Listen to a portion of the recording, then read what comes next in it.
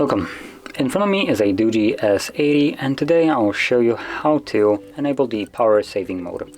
Now to get started, all you need to do is pull down your notification panel, expand it and look for the battery saver, which for me is right over here. Once you tap on it, this will enable the power saving mode and basically you're done. Now there's additional things you can do past the battery saver toggle, which is, as an example, turning off your Wi-Fi if you're not using it, or Bluetooth, keeping only, as an example, mobile network, and turning off Wi-Fi will preserve a little bit of the battery.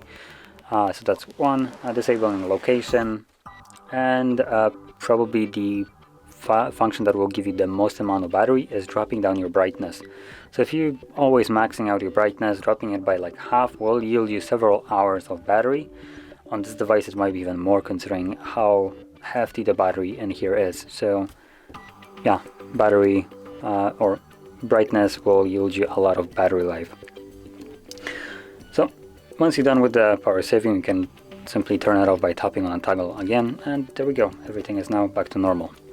So if you found this very helpful, don't forget to hit like, subscribe, and thanks for watching.